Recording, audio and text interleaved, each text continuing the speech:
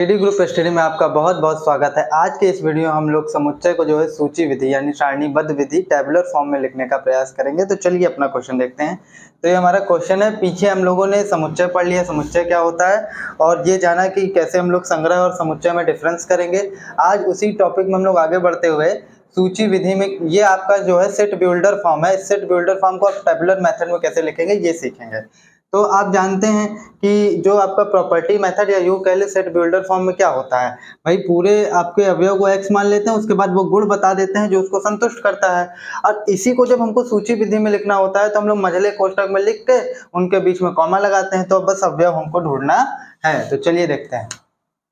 अगर आपको फिर भी ये नहीं समझ में आता कि सूची विधि क्या है, पीछे मैंने इस पर एक डिटेल वीडियो बनाया है, आप पहले उसको जाकर देख लीजिए, प्लेलिस्ट में आपको मिल जाएगा, फिर आपको एकदम से क्लियर हो जाएगा। चलिए देखते हैं।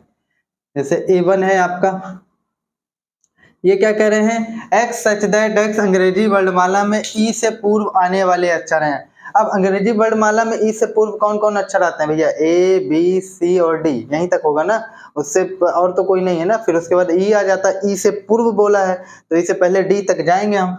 तो कौन कौन से हो जाएंगे, A B C and D, ठीक है। अब देखिए सेकंड वाला A2, सेट शब्द के सभी अक्षरों का समुच्चय। तो सेट शब्द के अक्षरों को हम अलग अलग ले लें, वही आपका टेबुलर फॉर्म हो जाएगा या सूची विधि हो जाएगा या सारणीबद्ध विधि हो जाएगा। तो S हो गया, E हो गया, T हो गया। अच्छा एक बात बताइए, हम आप ही से पूछ रहे हैं, बताइएगा क्या S दोबारा लेंगे हम? अगर आप पीछे ध्यान दिए होंगे तो वहां पर मैंने बताया था कि टेबुलर फॉर्म या सूची विधि में लिखते हुए सेट्स के एलिमेंट को कभी भी रिपीट नहीं करते, कभी भी रिपीट नहीं करते, मतलब कोई भी एलिमेंट दोबारा नहीं लिया जाता। तो यहीं तक लेंगे, ठीक है। अब देखिए A3, देखिए x सच दैट x प्राकृतिक संख्या है जो 6 से कम है, मतलब ऐसी प्राकृतिक संख्या लेनी है आपको 6 से कम हो।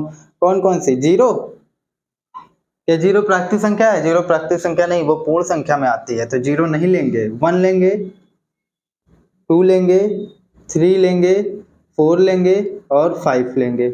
6 से कम बोला है ना, तो सिर्फ 5 तक जाएंगे। A4 की अगर बात की जाए तो A4 में कौन कौन से एलिमेंट आएंगे, x सच दैट x 2 अंकों वाली ऐसी प्राकृतिक संख्या है जिनका योग 8 है। मतलब आप 2 अंकों की प्राकृतिक संख्या लीजिए जिनके अंकों को आप जोड़िए तो आपको 8 मिलना चाहिए। तो 10 ले लीजिए आप। देखिए 10 ले लेंगे तो गड़बड़ नहीं हो जाएगा। 1 और 0 जब आप इनके अंकों को जोड़ेंगे, 1 और 0 कितना हो जाएगा, एक ही तो होगा। हमको कितना चाहिए, हमारे क्वेश्चन के अकॉर्डिंग हमको 8 चाहिए, तो 11 ले सकते हैं। तो 1 और 1 2 ही होंगे। 12 भी नहीं ले पाएंगे क्योंकि 3 होगा, 14 15, मेरे ख्याल से आप 17 ले सकते हैं अगर आप क्रम में आगे जाएं। क्योंकि 17 क्यों ले सकते हैं, ये भी तो सवाल होना चाहिए। 17 इसलिए ले सकते हैं क्योंकि 1 और 7 कितना होता है, 8 होता है, तो इसलिए हम लोग यहाँ पर 17 ले लेंगे। 2 अंकों की संख्या बोला है ना, अच्छा दीप के दिमाग में आएगा 8 क्यों नहीं ले लेते, ठीक है, क्योंकि वो 1 अंक की है, ठीक। अब आगे देखते हैं। 17 हो गया, 18 19 20 21 22 23 24 25 26 ले सकते हैं, 26। अब इधर कोई नहीं होगा, फिर उधर कौन सा ले सकते हैं, 35 ले सकते हैं, 35 ले लेंगे। उसके बाद जब इसी क्रम में आगे चलते जाएंगे तो 44 ले सकते हैं। अब जरा समझिएगा, अब आपको ढूंढने की जरूरत नहीं है, 44 तक आप आ गए ना। अब इन्हीं अंकों को आप पलट दीजिए, जैसे 44 को दोबारा पलटेंगे तो आपको वही 44 मिलना है, तो इसको छोड़ दीजिए। अब इधर से पलटिए, 35 को पलटेंगे तो 53 मिल जाएगा, और ये भी तो 5 और 3 8 ही होगा ना, हमको अंकों का योग 8 चाहिए, ठीक है। इसको पलटेंगे तो 62 हो जाएगा और इसको पलटेंगे तो 71 हो जाएगा। बस इसके अलावा एक और संख्या आपको मिल जाएगी 80, क्या मिल जाएगी, 80, ठीक है। अब 80 को पलट के आप 0 और 8 लिख नहीं सकते क्योंकि ये एक ही अंक की संख्या है, ठीक है। तो ये आपकी ऐसी 2 अंकों की संख्या है जिनके अंकों का योग कितना होगा, 8 होगा। तो ये भी हमारा क्वेश्चन हो गया। अब देखिए x पूर्ण वर्ग है, कैसा क्या है, पूर्ण वर्ग है जो कि 50 से कम है।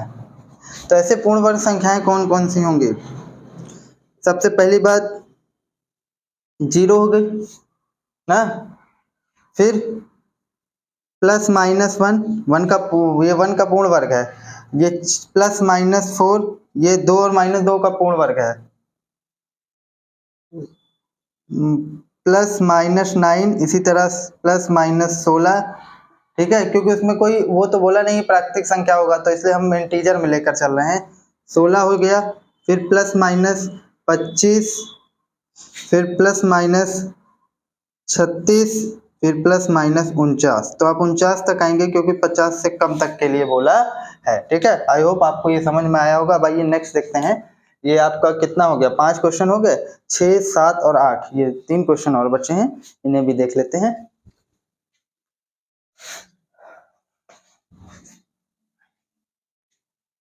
देखिए अब बहुत ही आसान है, बस थोड़ा सा आपको ध्यान देने की जरूरत है। ठीक है, अब देखिए हमारा क्वेश्चन है x such that x square is equal to 4 एक वास्तविक संख्या है। तो क्या हो जाएगा, चलिए सॉल्यूशन देखते हैं।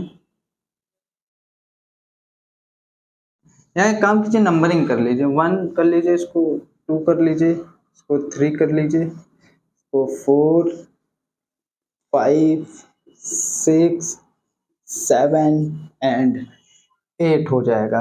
ठीक है, अब जरा समझिएगा, 5 तक तो हमने कर ही लिया। अब 6 नंबर क्वेश्चन को हम लोग अटेम्प्ट करने जा रहे हैं। तो ये पूर्ण वर्ग नहीं, सॉरी नीचे वाला है, x square equal to 4, x एक वास्तविक संख्या है। तो हमारा क्वेश्चन क्या है, x square is equal to 4। तो अब x को हम लोग क्या करेंगे, जहां से आप एक चीज जानते हैं कि रूट मतलब स्क्वायर हटता है तो रूट चढ़ता है 4। तो x इज इक्वल टू क्या हो जाएगा, प्लस माइनस 2। तो यानी कि इसमें कौन से आ जाएंगे, +2 आ जाएगा, क्योंकि +2 भी वास्तविक संख्या है और -2 भी वास्तविक संख्या है।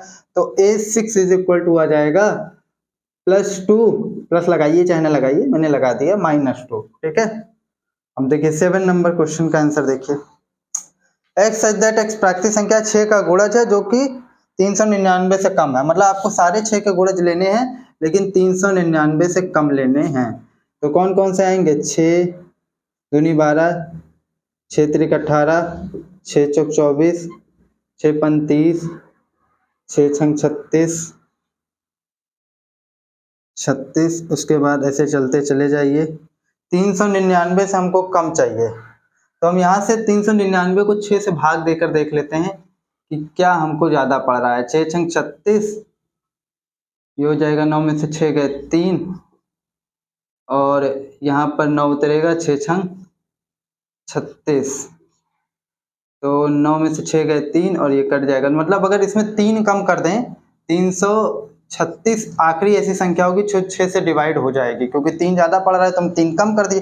तो पूरा ना लिख के हम डेट 336 कर देते। तो ऐसी इतनी संख्याएं हैं जो आपकी किससे विभाज्य हो जाएंगी, 6 से विभाज्य हो जाएंगी, या यूं कह लें 6 का गुणज है और 399 से कम है।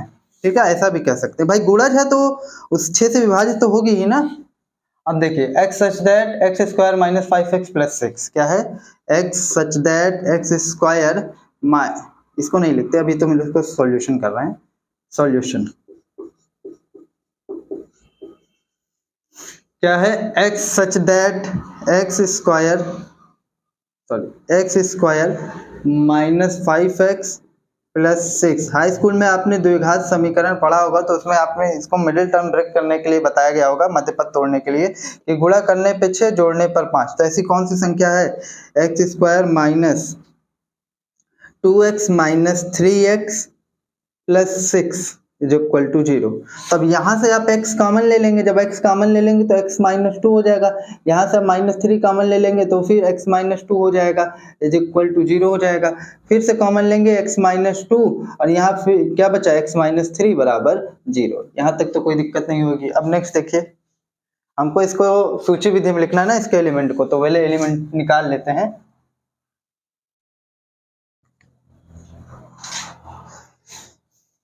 देखिए यदि यहाँ से 2 केस बनते हैं, आपको अगर पीछे हाई स्कूल में याद होगा तो 2 केस बनाते थे। यदि x minus 2 is equal to 0, एक बार ये 0 के नीचे जाता था तो ये बराबर 0 हो जाता था, तो हम लोग कहते थे this implies that x is equal to 2। यदि एक केस बनता था, इस बार इसको हम 0 के नीचे भेज देते थे तो ये वाला पूरा 0 हो जाता था, ये वाला बचता था। अच्छा, बहुत लोगों को इसमें कंफ्यूजन होती थी कैसे नीचे भेज देते हैं। तो x minus 2 x minus 3 is equal to 0 है आपका, तो x minus 2 is equal to 0 upon by cross multiplication. ठीक है, तो ये क्या हो गया, तिर्यक गुणा से ये इसके नीचे चला जाता था। उसी तरीके से इसको हम बचा लें, अगले स्टेप में इसको भेज दें, तो वही बात हो जाती थी कि ये x माइनस 3 वाला 0 हो जाता था, एक बार x माइनस 2 वाला 0 हो जाता था। आई होप आप इसमें कंफ्यूज नहीं होंगे। तो अब ये हो जाएगा x minus 3 is equal to 0 और ये हो जाएगा x इज इक्वल टू 3। तो यहाँ पर हमारे किसके A8 के क्वेश्चन लिखा था मैंने, क्वेश्चन को रफ कर दिया, तो A8 था वहां पे, तो A8 के 2 एलिमेंट निकल कर आए 2 और 3। तो यही आपका सूची विधि या टेबुलर मेथड या सारणीबद्ध विधि है। तो आई होप आपको ये समझ में आया होगा। फिर भी अगर आपको कोई कंफ्यूजन हो, कोई डाउट हो, कुछ लगता है कि ये चीज़ मेरे समझ में नहीं आई, तो कमेंट सेक्शन का दरबार आपके लिए हमेशा खुला है। आप हम कमेंट कीजिए, मैं उसका रिप्लाई जरूर से जरूर दूंगा। मिलते हैं नेक्स्ट वीडियो में नए टॉपिक के साथ।